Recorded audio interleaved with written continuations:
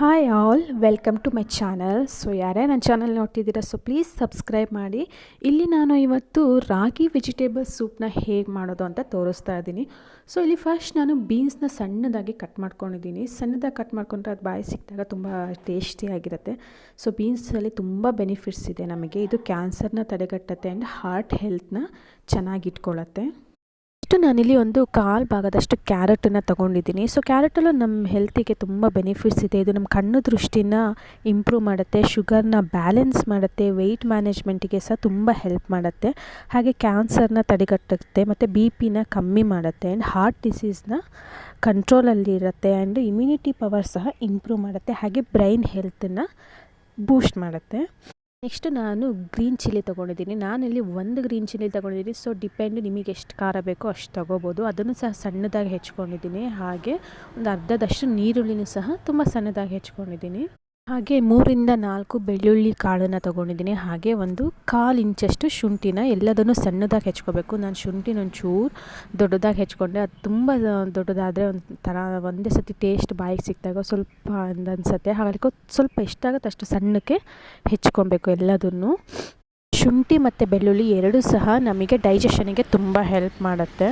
ನಾನೊಂದು ಪ್ಯಾನನ್ನು ಬಿಸಿಗೆ ಇಟ್ಕೊಂಡಿದ್ದೀನಿ. ಸೊ ಬಿಸಿ ಆದಮೇಲೆ ಅದಕ್ಕೊಂದು ಸ್ವಲ್ಪ ಎಣ್ಣೆ, ಒಂದು 2 ಟೇಬಲ್ ಸ್ಪೂನ್ ಅಷ್ಟು ಎಣ್ಣೆ ಹಾಕ್ಕೊಂಡಿದ್ದೀನಿ. ಸೊ ಎಣ್ಣೆ ಬಿಸಿ ಆದಮೇಲೆ ಇದಕ್ಕೆ ಫಸ್ಟು ಬೆಳ್ಳುಳ್ಳಿ ಮತ್ತು ಶುಂಠಿನ ಹಾಕಿ ಚೆನ್ನಾಗಿ ಫ್ರೈ ಮಾಡ್ಕೋಬೇಕು. ಸ್ವಲ್ಪ ರೆಡ್ ಬರೋಷ್ಟು ಫ್ರೈ ಮಾಡ್ಕೊಬೇಕು. ನೆಕ್ಸ್ಟು ಅದಕ್ಕೆ ನಾನು ಗ್ರೀನ್ ಚಿಲ್ಲಿ ಹಸಿಮೆಣಸನ್ನು ಹಾಕ್ಕೊಂಡಿದ್ದೀನಿ. ಸ್ವಲ್ಪ ಹಸಿಮೆಣಸು ಹಾಕಿ ಒಂದು 2-3 ಸೆಕೆಂಡ್ಸು ಫ್ರೈ ಮಾಡ್ಕೊಬೇಕು. ಫ್ರೈ ಮಾಡಿದಾಗ ಅದರಲ್ಲಿ ಖಾರದ ಅಂಶ ಎಲ್ಲ ಬಿಟ್ಕೊಂಡ್ಮೇಲೆ ನಾವು ಈರುಳ್ಳಿನ ಹಾಕ್ಕೋಬೇಕು. ಈರುಳ್ಳಿನೂ ಚೆನ್ನಾಗಿ ಗೋಲ್ಡನ್ ಗೋಲ್ಡನ್ ಕಲರ್ ಬರೋ ಅಷ್ಟು ಫ್ರೈ ಮಾಡ್ಕೋಬೇಕು. ಸೊ ಈರುಳ್ಳಿಲೂ ನಮಗೆ ತುಂಬ ಬೆನಿಫಿಟ್ಸ್ ಇದೆ. ಹಾರ್ಟ್ ಹೆಲ್ತ್ನ ಇಂಪ್ರೂವ್ ಮಾಡುತ್ತೆ ಆ್ಯಂಡ್ ಆ್ಯಂಟಿ ಕ್ಯಾನ್ಸರ್ ಕಾಂಪೊನೆಂಟ್ ಇದೆ ಇದರಲ್ಲಿ. ಮತ್ತು ಬ್ಲಡ್ ಶುಗರ್ನ ರೆಗ್ಯುಲೇಟ್ ಮಾಡೋಕ್ಕೆ ಹೆಲ್ಪ್ ಮಾಡುತ್ತೆ ಆ್ಯಂಡ್ ಬೋನ್ ಡೆನ್ಸಿಟಿನ ಸಹ ಬೂಸ್ಟ್ ಮಾಡುತ್ತೆ ಆ್ಯಂಡ್ ಡೈಜೆಷನ್ಗೆ ತುಂಬ ಒಳ್ಳೆಯದು ಆ್ಯಂಡ್ ಆ್ಯಕ್ಟಿ ಬ್ಯಾಕ್ಟೀರಿಯಲ್ ಪ್ರಾಪರ್ಟೀಸ್ ಸಹ ಇದೆ ಇದರಲ್ಲಿ. ನೆಕ್ಸ್ಟ್ ಎಲ್ಲ ಫ್ರೈ ಆದಮೇಲೆ ಅದಕ್ಕೊಂಚೂರು ಅರಿಶಿನ ಪುಡಿ ಹಾಕ್ಕೋಬೇಕು. ಅರಿಶಿನ ಪುಡಿ ಹಾಕ್ಕೊಂಡ್ಮೇಲೆ ನಾವು ಹೆಚ್ಚಿಟ್ಕೊಂಡಿರೋಂತಹ ಬೀನ್ಸು ಮತ್ತು ಕ್ಯಾರೆಟ್ನ ಹಾಕ್ಕೊಂಡು ಚೆನ್ನಾಗಿ ಎಣ್ಣೆಲೇ ಫ್ರೈ ಮಾಡ್ಕೋಬೇಕು. ಎಷ್ಟು ಎಣ್ಣೆಲಿ ಫ್ರೈ ಮಾಡ್ಕೋತೀವಿ ಅಷ್ಟು ರುಚಿಯಾಗಿರುತ್ತೆ ಅದನ್ನು. ಮತ್ತು ಬೆಳ್ಳುಳ್ಳಿಲಿ ನಮಗೆ ಗ್ಯಾಸ್ಟ್ರಿಕ್ಕಿಗೆ ಸಹ ಹೆಲ್ಪ್ ಮಾಡುತ್ತೆ ಮತ್ತು ಕಾನ್ಸ್ಟಿಪೇಷನ್ನ ಸಹ ಕಮ್ಮಿ ಮಾಡುತ್ತೆ. ಶುಂಠಿನೂ ಅಷ್ಟೇ ಡೈಜೆಷನಿಗೆ ಸಹ ಹೆಲ್ಪ್ ಮಾಡುತ್ತೆ ಮತ್ತು ಸ್ಕಿನ್ ಇಂಪ್ರೂವ್ಮೆಂಟಿಗೂ ಸಹ ಒಳ್ಳೆಯದು. ಹಾಗೆ ಡೈಲಿ ನಾವು ಶುಂಠಿನ ಕನ್ಸ್ಯೂಮ್ ಮಾಡೋದ್ರಿಂದ ನಮ್ಮ ಹೇರ್ ಗ್ರೋತ್ ಸಹ ಚೆನ್ನಾಗಾಗತ್ತೆ.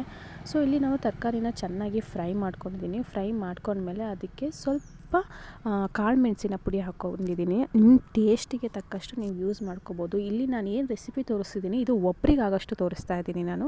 ಸೊ ನೆಕ್ಸ್ಟು ಅದನ್ನು ಬೇಯಕ್ಕಿಟ್ಟು ನಾನು ಇಲ್ಲಿ ರಾಗಿ ಮಾಲ್ಟಿಗೆ ಏನೇನು ಬೇಕೋ ಅದನ್ನು ರೆಡಿ ಮಾಡ್ಕೊತಿದ್ದೀನಿ. ನಾನಿಲ್ಲಿ 2 ಟೇಬಲ್ ಸ್ಪೂನ್ ಆಗೋಷ್ಟು ರಾಗಿನ ತೊಗೊಂಡಿದ್ದೀನಿ. ಅದಕ್ಕೊಂದು 1/2 ಲೋಟದಷ್ಟು ನೀರು ಹಾಕ್ಕೊಂಡು ಚೆನ್ನಾಗಿ ಮಿಕ್ಸ್ ಮಾಡ್ಕೊಂಡಿದ್ದೀನಿ. ಅದರಲ್ಲಿ ಏನು ಗಂಟು ಇರಬಾರ್ದು. ಹೆಂಗೆ ಗಂಟಿದ್ರೆ ಅದು ನಮ್ಮನಿಗೇನು ಸೂಪಿಗೆ ಹಾಕಿದಾಗ ಅಲ್ಲೂ ಗಂಟು ಬರುತ್ತೆ. ಸೊ ನೀಟಾಗಿ ಅದನ್ನು ರೆಡಿ ಮಾಡ್ಕೋಬೇಕು ಒಂದು ಕನ್ಸಿಸ್ಟೆನ್ಸಿಗೆ. ಇಷ್ಟು ನಾವು ವೆಜಿಟೇಬಲ್ ಬೆಂದಿದೆಯಾ ನೋಡಬೇಕು. ಸೊ ಬೆಂದಮೇಲೆ ನಾವು ಅದಕ್ಕೆ ರಾಗಿನ ಮಿಕ್ಸ್ ಮಾಡ್ಕೋಬೇಕು. ಸೊ ಇಲ್ಲಿ ಸ್ವಲ್ಪ ನೀರು ಕಮ್ಮಿ ಆಗಿತ್ತೆ ಮತ್ತು ನೀರು ಹಾಕ್ಕೊಂಡಿದ್ದೀನಿ. ಮತ್ತು ಉಪ್ಪು ಸಹ ಕಮ್ಮಿ ಅನ್ನಿಸ್ತು, ಉಪ್ಪನ್ನು ಹಾಕ್ಕೊಂಡಿದ್ದೀನಿ.